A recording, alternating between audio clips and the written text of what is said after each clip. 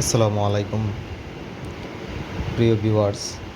আমরা আজকে আপনাদের সাথে একটু কথা বলবো বেক্সিমকো ফার্মা স্টকটি নিয়ে। আমরা জানি অনেকেই এই স্টকটি নিয়ে বেশ বিপদের মধ্যে আছেন। আমরা বর্তমানে দেখছি 15 মিনিটের চার্ট। আমরা যদি একদিনের চার্টে যাই তাহলে দেখতে পাবো যে শেয়ারটা আসলে অনেক কারেকশন করেছে, অনেক লম্বা একটা কারেকশন করেছে। যারা 120-30 বা আরও বেশিতে কিনেছেন তারা অবশ্যই খুবই বাজে একটা সময় কাটাচ্ছেন, যদি বিশেষ করে পোর্টফোলিওর ম্যাক্সিমাম টাকা দিয়ে এটা কিনে থাকেন। আমার আসলে পোর্টফোলিওর অ্যারাউন্ড 30% স্টক ছিল এইটা। এখন আমিও আসলে আপনাদের দলেই। তো এই স্টকটা কিন্তু অনেক কারেকশন করেছে, যদিও সরকার পরিবর্তন হয়েছে। যে আগের সরকার ছিল সেই পন্থী মানুষরা এই কোম্পানির ডিরেক্টর। হ্যাঁ, কিন্তু আপনারা যদি দেখেন এই কোম্পানির ডিরেক্টর হোল্ডিং মাত্র 30%। এইগুলা চাইলে সহজেই, যেহেতু পাবলিকলি লিস্টেড একটা কোম্পানি, সহজেই এটা পরিবর্তন করা পসিবল। পরিবর্তন করে বর্তমান যে সরকার আছে বা নেক্সট যে সরকার আসবে তারা চাইলে সহজেই এটা পরিবর্তন করে ফেলতে পারবে। হ্যাঁ, আবার যদি দেখেন আপনারা ইনস্টিটিউট হোল্ডিং, ফরেন হোল্ডিং অনেক বেশি, পাবলিকের ডাবল বলতে গেলে। হ্যাঁ, এসব দেখলে বোঝা যায় যে এই কোম্পানিটা আসলে ভালো একটা কোম্পানি। আর যে প্রাইস কারেকশনটা হয়েছে এটা অনেক বেশি হয়ে গেছে। আমি 110 বা 12 টাকার দিকে একটা অ্যাভারেজিং করেছিলাম, করার পরে আমার প্রায় 30-35% শেয়ার কিনা হয়ে গেছে এই কোম্পানির। পোর্টফোলিওর 30% এই কোম্পানিতে। তারপরে আবার আপনার এই 82 টাকার দিকে আসার পর আরেকটা ইনভেস্টমেন্টে যাই, এখন আবার একটা ইনভেস্টমেন্টে গেলাম। তো আমি বিলিভ করি যে এই কোম্পানিটা ভালো একটা কোম্পানি।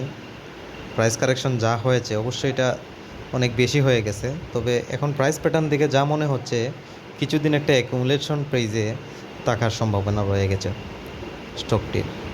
হয়তোবা আমরা যদি আবার 15 মিনিটের চার্টে ফিরে যাই তাহলে দেখবেন যে এই স্টকটা কিন্তু 80 টাকা থেকে, একটা যদি দেখেন আপনারা, 80 টাকা থেকে 74-75 টাকা রেঞ্জে একটা অ্যাকুমুলেশন মেনটেন করছে। তো এর সামনে মার্কেট যদি একটু ফল করে, সম্ভাবনা যথেষ্টই রয়ে গেছে, ফল করলেও 71-72-এর নিচে নামার সম্ভাবনা অনেক কম। হ্যাঁ, আমার ধারণা 71-72 পর্যন্ত আবার আসতে পারে, আর উপরের দিকে 81-82 পর্যন্ত যাওয়ার একটা সম্ভাবনা আছে। তবে আমি অ্যাভারেজ করেই যাব, কারণ হচ্ছে আমি মনে করি এটা একটা প্রমিনেন্ট ফার্মাসিউটিক্যাল কোম্পানি বাংলাদেশের। স্কয়ার ফার্মার পরেই বেক্সিমকো ফার্মা। এই ফার্মাসিউটিক্যাল কোম্পানিটি ইনসেপ্টের সাথে কম্পিটিশন করছে সেকেন্ড অবস্থান ধরে রাখার জন্য।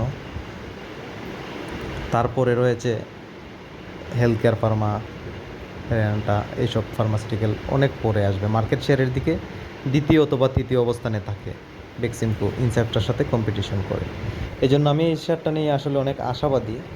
তারপরেও যেহেতু প্রাইস কারেকশনটা হয়ে গেছে বেশি, এখন আসলে অ্যাভারেজ করা ছাড়া আর কোনো উপায় নেই। এই 72 টাকাতে অ্যাভারেজ করেও আমার অ্যাভারেজ প্রাইস 84 টাকা। এখন আবার যদি 71-72-এ আসে আবার অ্যাভারেজ করতে চেষ্টা করব।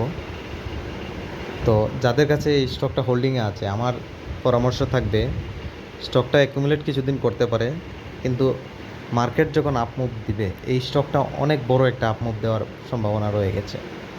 তার উপরে যাওয়ার সম্ভাবনা অনেক বেশি, নিচে 70-71-এর নিচে নামার সম্ভাবনা খুবই কম। মার্কেট যতই কারেক্ট করুক এই স্টকটা উপরে যাওয়ার সম্ভাবনাটাই বেশি।